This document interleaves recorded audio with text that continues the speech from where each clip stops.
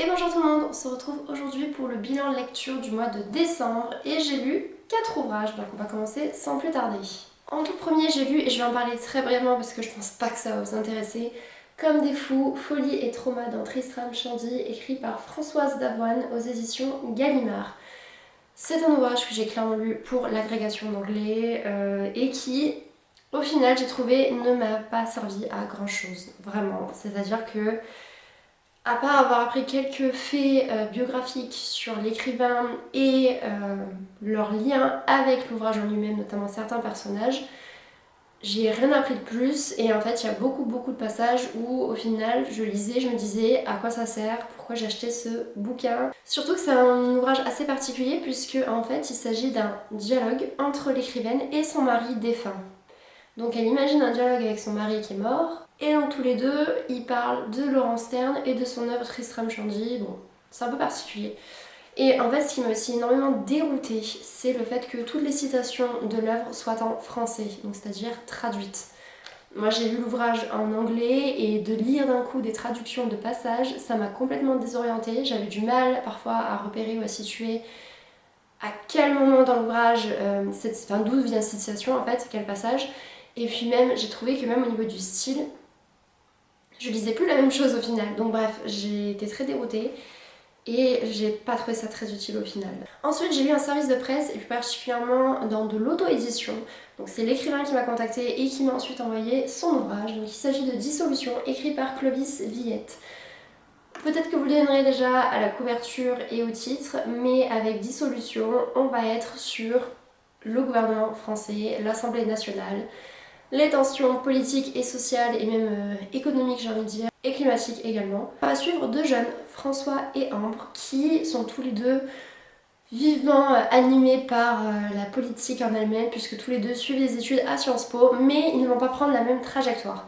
François est grosso modo du centre droit et Ambre est une pure écologiste si je puis dire. François va aller jusqu'au bout de Sciences Po tandis que Ambre va abandonner ses études pour vraiment se concentrer sur le militantisme écologique. François va finir par rejoindre l'Assemblée nationale. Il va rejoindre l'équipe d'attachés parlementaires d'une députée qui appartient au centre plus ou moins droit, mais elle a plutôt des convictions de centre gauche on va dire.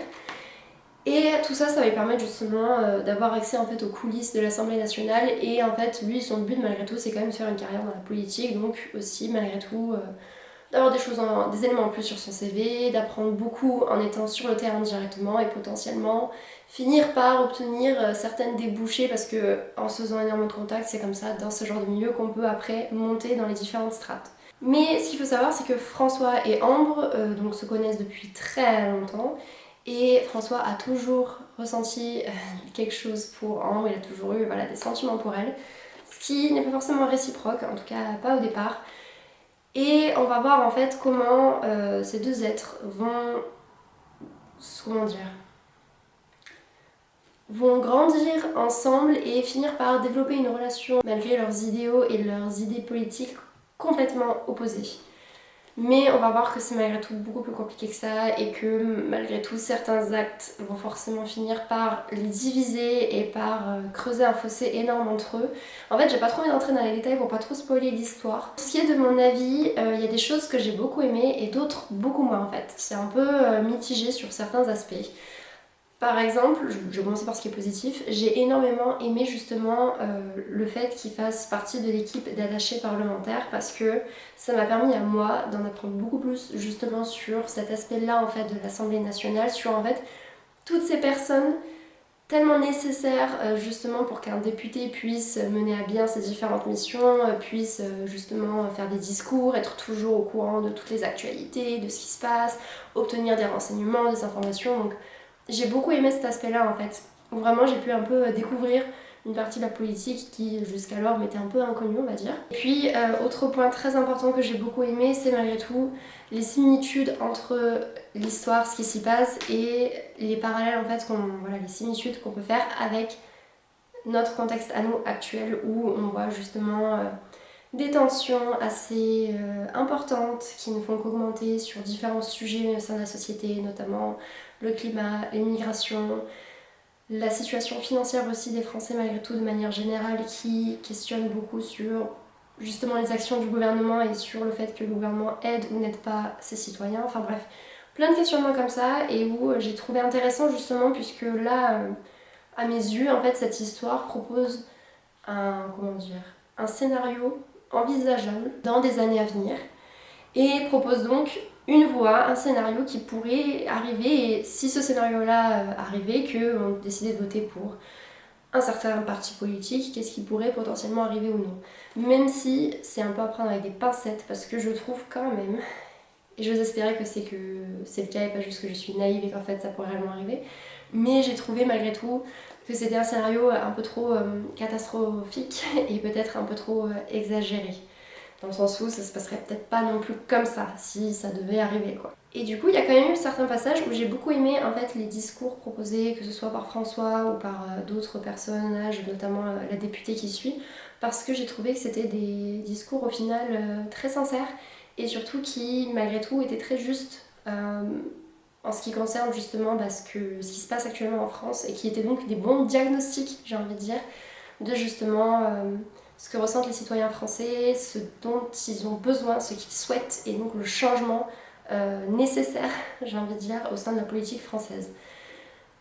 Cependant, et c'est pour rebondir sur le côté un peu catastrophique et exagéré, j'ai ressenti ça notamment vis-à-vis de Ambre, en fait, qui est donc une militante écologiste, où pour moi, en fait, tout ce côté-là, militantisme, alors après, je n'y connais rien, je veux dire, je ne fais pas partie justement d'un collectif tel quel, où voilà, je suis pas engagée comme ça personnellement, mais où j'ai trouvé que c'était peut-être un peu trop extrémiste et que peut-être que ça faisait un portrait des écolos un peu trop négatif, j'ai trouvé un peu trop péjoratif dans le sens où on les présente un peu comme des gens extrémistes qui sont prêts à tout casser, voire même à commettre des actes criminels pour se faire entendre ou pour obtenir des points dans les sondages. Et donc j'ai eu un peu de mal avec ça, je me suis dit quand même, j'ose espérer que les gens n'iraient pas jusque là, mais on sait jamais parce que dans l'histoire il y a clairement déjà eu des crimes et des choses de ce genre qui ont été commises de la part de partis politiques. Mais je sais pas, j'ai eu un peu de mal avec ça, ça m'a paru un peu trop fort. Surtout quand on voit parfois les acteurs de ces actes-là où je me dis, quelqu'un d'aussi haut placé qui fait partie de ces missions qui concrètement est sur le terrain pour faire ces actions-là, je trouve ça beaucoup trop risqué et enfin si ça se sait, mais c'est le parti qui est anéanti instantanément. Pourquoi avoir mis quelqu'un d'aussi haut placé pour faire ça ? Pourquoi ne pas avoir pris des sbires plutôt j'ai envie de dire. Donc il y a ça qui m'a un peu dérangée. Et le dernier point qui m'a beaucoup dérangée, parce que de manière générale en fait, soit ça passe ou soit ça casse avec moi, c'est la relation entre Ambre et François, pour laquelle je n'ai pas du tout accroché. Parce qu'en fait, ça m'a beaucoup frustrée et énervée parce que je trouvais que le cher François était beaucoup trop soumis et que en fait il acceptait tout par amour pour Ambre et que en fait il accepte tellement tout que ça détruit sa propre vie, sa propre carrière ou du moins comment dire ses propres opportunités. En fait tout est gâché par son amour pour elle parce que en fait il l'a fait passer avant tout. Donc cette relation là m'a pas trop plu et puis surtout au début j'ai eu beaucoup de mal parce que grosso modo au début en fait elle en a un peu rien à faire de lui concrètement et lui il reste avec ses faux espoirs de peut-être qu'un jour. Donc, pendant un long moment en fait dans le roman je me suis dit à quoi ça sert cette histoire d'amour, pour moi elle était inutile. Pour la suite je peux comprendre du coup pourquoi il y avait cette histoire là mais j'ai eu beaucoup de mal à accrocher.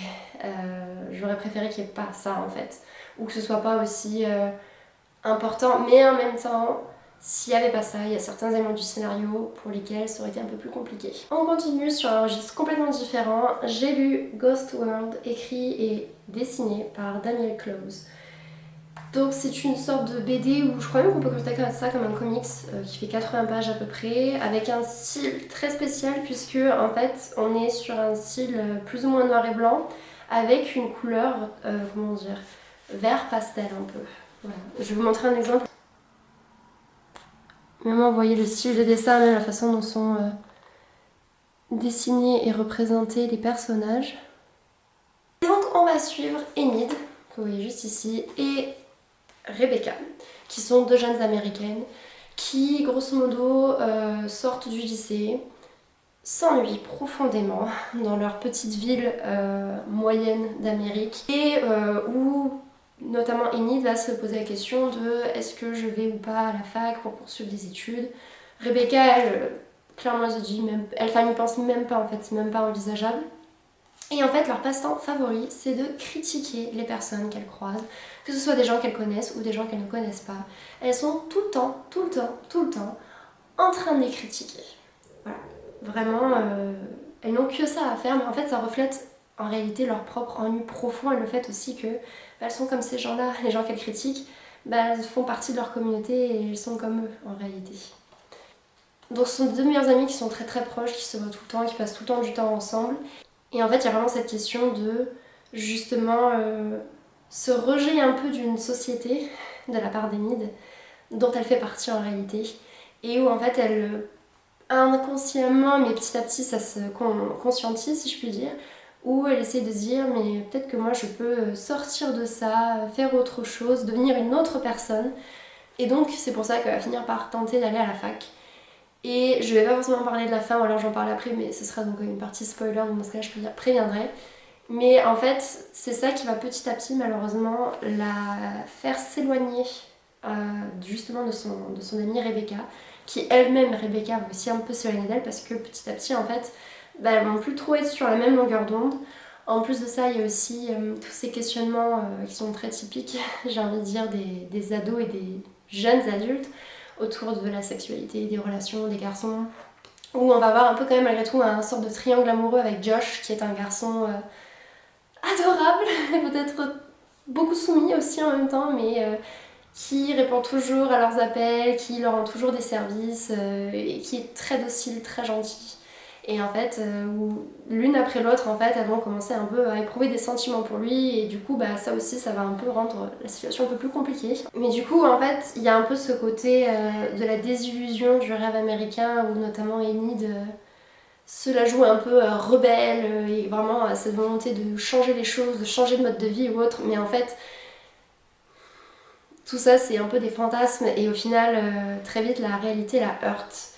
Et c'est ça que j'ai adoré, c'est ce côté très réaliste au final de cette histoire, avec des gens qui viennent d'un milieu assez moyen et qui en fait rêvent d'autre chose, mais en même temps sont un peu coincés dans cette situation-là. Et il y a aussi tout ce questionnement de justement accepter la société comme elle est, les gens comme ils sont, ce mode de vie, et en faire partie, ou refuser, devenir au final un peu un... Comment je peux dire? J'ai toujours le mot en anglais et jamais il me vient en français. Outcast. Un paria.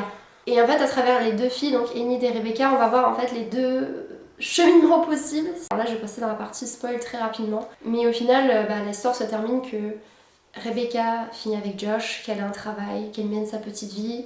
Et au final, est-ce qu'elle est réellement heureuse ou pas? Ça, c'est toute une question qu'on peut se poser. Mais en tout cas, elle est clairement entrée dans le moule. Voilà. Elle a accepté de vivre dans cette société telle qu'elle était, de se fondre vraiment dans le moule et de faire sa petite vie.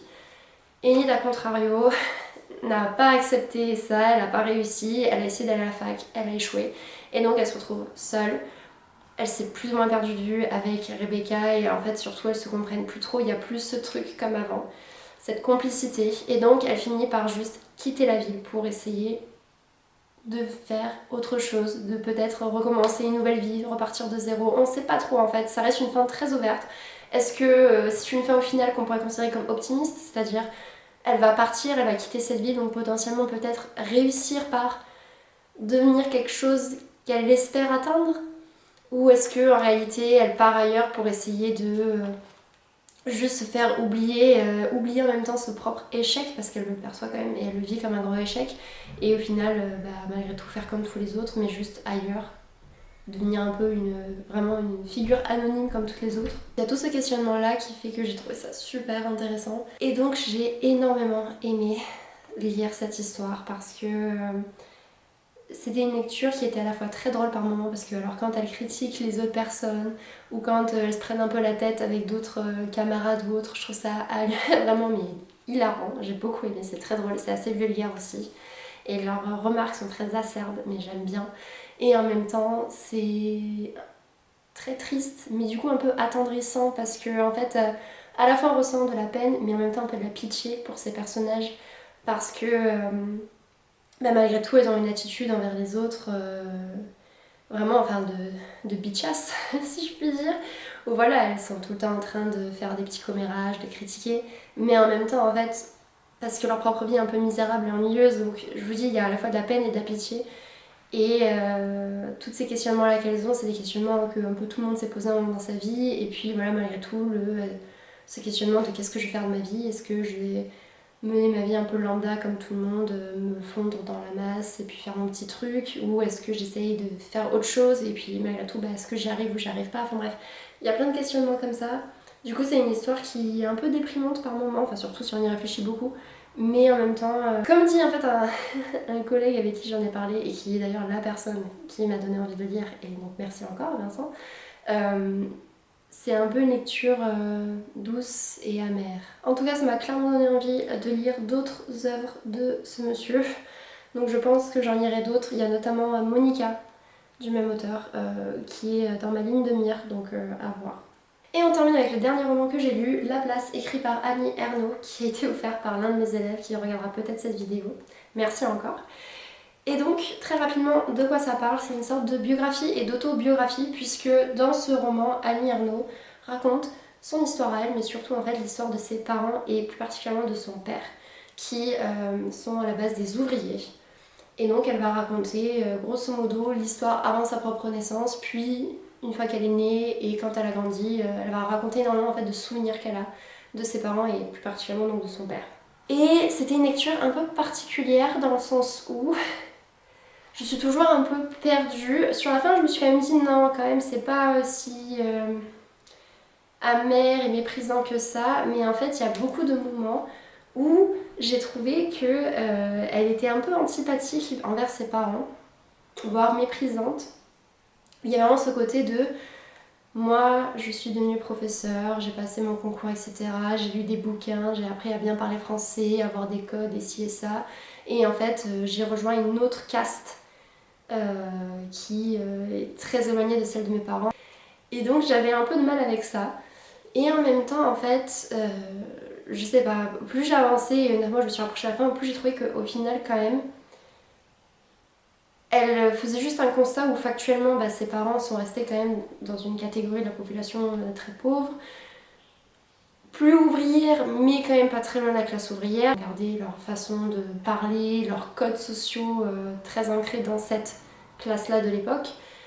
Mais comment dire, en fait, j'ai trouvé qu'au final, sur la fin, elle s'est rendue compte que plein de choses que ses parents faisaient, en fait, venaient justement de leurs propres conditions et que, en fait, ils n'avaient pas les outils en main pour communiquer autrement ou pour faire autrement et qu'en fait, ils n'avaient connu eux que ça toute leur vie et que, en fait, ils pouvaient pas changer et en fait, ils sont comme ça parce que leurs conditions étaient comme ça et que par rapport à elle, c'est sûr que elle a énormément changé parce qu'elle a pu justement s'élever socialement et que donc forcément un fossé s'est creusé entre eux, mais en fait ses parents dans le fond l'aimaient énormément leur fille, enfin ils aimaient énormément leur fille, mais c'est juste qu'ils n'avaient pas les mêmes codes et qu'en fait pour communiquer c'est devenu extrêmement compliqué entre eux parce que elle a énormément changé et pas eux en fait. Au final ça m'a fait beaucoup de peine parce que ça a fait écho à certaines choses dans ma propre vie, mais aussi parce que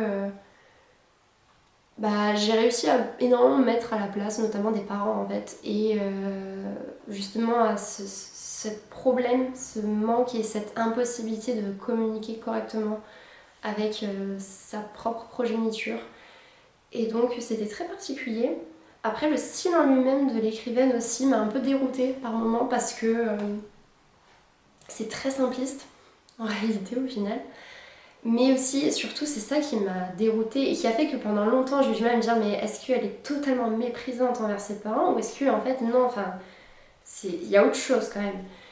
C'est que sa plume est très froide. En fait il n'y a pas d'émotion souvent. Dans les paragraphes que je lis, c'est très impersonnel au final je trouve.